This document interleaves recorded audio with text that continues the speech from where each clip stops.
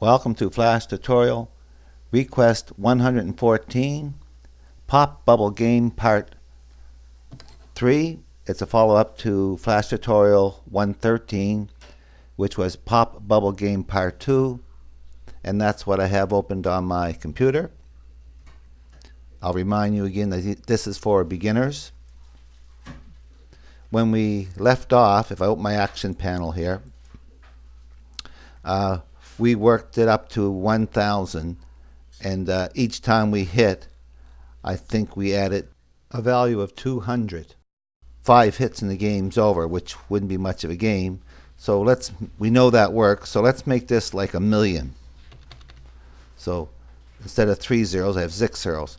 And that would take a fair amount of time, but feasible the way these bubbles go up the stage. So let's make the going of the bubbles up the stage just a little bit more difficult. Let's go up the page here, up the page, right about here, I believe. And right here it says move bubbles. Put a couple enters and add 3 variables. We'll do them one at a time. var, VAR, turns purple. We're calling this speed increase red 1.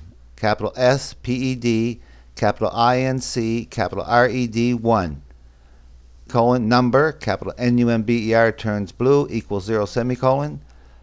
Copy that, paste it in, change the 1 to a 2, paste it in, change the 1 to a 3. So what this is going to be is a number that each time we hit a bubble, and when it starts over, it's going to speed up the movement of the bubble. So copy this name right here, this one right here. Right click, copy it. That's the increment for number 1. Come down here to where we actually tell the bubble to move. Just before this score text display, you have these 3 lines. So right here, put a space, put a plus sign, put a space, and paste in that variable we just had. Copy it. Actually copy the plus sign too, and the spaces like that. Copy. Right click, oh, it moved on me. Click right here, right click, paste it in. Make this a 2. Click right here, right click, paste it in. Make this a 3. And now the speed, the movement of the y-axis is going to go up the stage, whatever the random number is, plus this value here that we're going to make up. Right now, it's starting at 0, but we're going to change them. Let's go down the page where we're popping the bubbles. Down, down, down, down. Right here, pop the bubbles. And I'm at the red bubble. And right here, after this value plus equals 200, put an enter. And type these 2 lines of code. Type, type, type. Speed inc red 1 plus equals 0.2 semicolon. So every time I pop a bubble, I'm going to increment that speed increment red 1 by a value of 0.2. And if we look up here, that's this one right here, which determines how big of a jump it takes on that y-axis. And at the same time, we're just going to trace it to see that actually that it's incrementing to make sure that it works. TRACE, that turns blue. That's my trace. Open bracket. You could copy this word, paste it in, close bracket, semicolon. Copy this line. If it works here, it's going to work down here. So right click, copy that. Come down, click at the end of this, paste it in. Change this to a 2. Come down the page, paste it in again, and change this to a 3. And now let's test this. No errors. And the only way, no, that was number 1. That's RID 1. See, it's 0.2, 0.4, 0.6, and you can see it's moving faster. Now I want to make a sound and have a little explosion, when the bubbles are popped. So lock all the layers. Go to the library, click the library, come down in the corner right here, new symbol. Make sure movie clip is selected, and call this POP_MC. Okay, and now we're inside of that movie clip. It says pop movie clip. Make this POP1, pop 1. And you can do this any way you wish. I'm going to start with a RID for a pencil. Pick up my pencil tool, and I'm just going to make like a crazy, like a star, and I'm not going to lift my pencil off the page. This can be crinkly. It's just like a little explosion, like fire or something. I don't know. Now, what's important is do this all in one motion, and when you come back, exaggerate crossing over. So if I magnify this, see how I do that. Otherwise, when you fill it, it won't fill. So come down here, pick up a fill bucket, and I'm going to put yellow in this one. Pick up my fill bucket and dump it in. And if we didn't have that crossing over, this wouldn't work. I'm just going to leave it like that. I'll let you to draw your own. I'm going to lock that one. I'm going to put this back to 100%.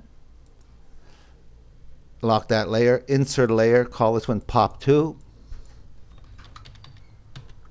Something similar. This time I'm going to reverse the colors. I'm going to make this one yellow and this one red.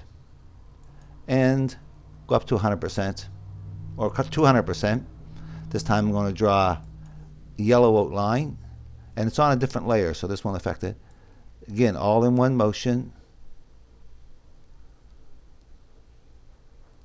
Now, it might be hard to see that, and if you have trouble seeing it, just highlight it all and click this button here so you don't see the one that's behind. See this right here? And again, I got that cross in there what I want, and now I want to fill that this time with red. Pick up my fill bucket here, make sure I have red here, and dump it in. So now I have that effect. While we have number 2 unlocked, pick up the selection tool, highlight it, get the crosshairs, right click, convert it to a symbol, call this POP2_MC, pop2_MC, lock that one, unlock this one, highlight it, get those crosshairs, right click, convert to a symbol, movie clip, pop1_MC. Good. Now, make sure both layers are locked. We're running 24 frames a second, so I want this to last about a second. So click here in one motion, go back, right click, insert keyframes. Now, let's do one at a time. Unlock the Pop 2. Pick up your free transform tool here. Highlight it. Go back to scene 1. Make sure all the layers are locked. Select the lives layer, insert a layer, call it Pops, P-O-P. Select frame 1, open the library panel, and bring that on stage for a minute. Pop movie clip right there. And that's pretty big. Okay, that's really big. So double click on it. We're inside that movie clip. Go back to frame 1. We're working on number 2. And let's hold the shift down and shrink that. Lock that one. Unlock the Pop 1. Select frame 1. Hold the shift down. Shrink this one. Here it should be big. And if I click in here, right click, Classic Tween. Get that. Right click, Classic Tween. So we're going to get that effect, like that. See it? And lock that layer. Select the top layer. Insert a layer. Call it Sound. S-O-U-N-D. and D, sound, select frame 1. Now, up here, under Window, you have something called Common Libraries. Find that, click Sound. And you can run down through these sounds. There's all kinds of sounds. You just click on them and then you hit this corner. You hear it. That's ocean. This is some kind of an animal. Now, down here, I'm going to make this a little bigger. Down here, A, B, C, D. There's this one here. Foley, table, fist, hits wood table. And if I try that one, that's the one I want. Pick the one you want and drag it on the stage. And you'll know it's there because if I look in here, you see that? There it is, those lines. That's that sound. Now, I don't want that sound to run all the time. I only want it to run when I'm using it. So lock that layer. Click here, all in one motion. Get off it, come back on, and move it to the right one so you have a blank here. Select the top layer, insert a layer, call it Action Script, AS, and select the first frame, open the action panel, STOP, open, close bracket, semicolon. So now it's sitting here, and when we hit the bubble, we're going to jump here, and we're going to make that happen, hopefully. Back to the main timeline. All the layers are locked. Unlock this pop layer should be unlocked. Select frame 1. I think that's it right there. I'm going to pick up my selection tool and highlight it. Open the properties panel. That's it. Give it an instance name. POP_MC. We need an instance name. Lock all the layers. Select the actions layer.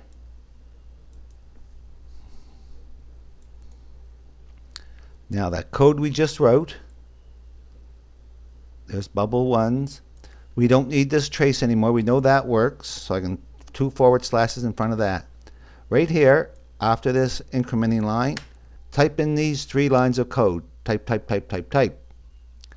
Pop_MC period X. That's its X coordinate. Equals mouse X.